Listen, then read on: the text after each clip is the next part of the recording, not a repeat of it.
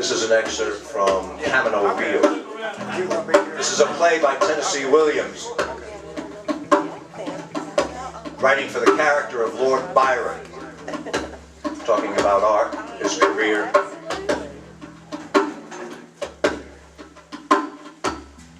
When Shelley's corpse was recovered from the sea, it was burned on the beach at Varagio.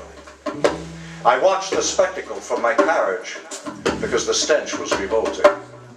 Then it fascinated me. I got out of my carriage and went nearer, holding a handkerchief to my nostrils. I saw that the front of the skull had broken away in the flames.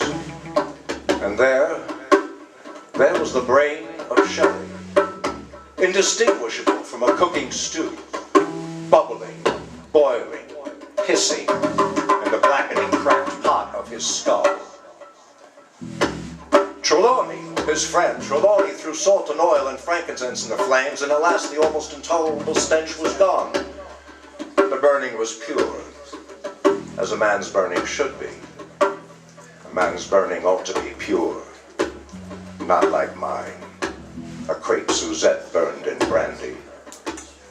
Shelley's burning was finally very pure.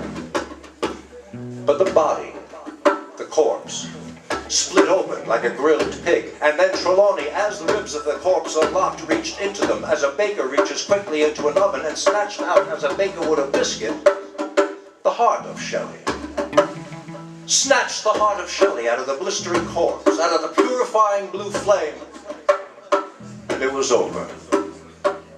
I thought it was a disgusting thing to do. To snatch a man's heart from his body. What can one man do with another man's heart?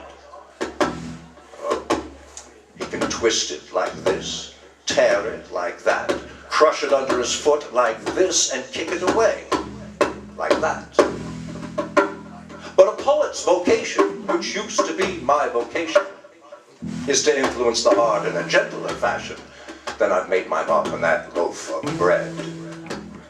He ought to purify it and lift it above its ordinary level. For what is the heart but a sort of instrument that translates noise into music, chaos into order, a mysterious order?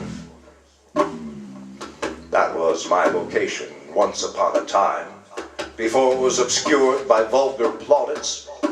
Little by little it was lost among gondolas and palazzos, masked balls, glittering salons, huge shadowy courts and torch-lit entrances, baroque facades, canapes and carpets, candelabra and gold plate amongst snowy damask, ladies with throats as slender as flower stems bending and breathing toward me, their fragrant breath exposing their breasts to me, whispering, half smiling. Everywhere marble, the visible grandeur of marble, pink and gray like flayed, corrupted flesh. All of these provided agreeable distractions from the rather frightening solitude of a poet. Oh, I wrote many cantos in Venice and Constantinople, and in Ravenna and Rome, on all those Latin and Levantine excursions that my twisted foot led me into. But I wonder about them a little. They seem to improve as the wine in the bottle dwindles. There's a passion for declivity in this world. And lately I've found myself listening to a row of hired musicians behind a row of artificial palm trees instead of the single, pure stringed instrument of my heart. But I'm sailing to Athens.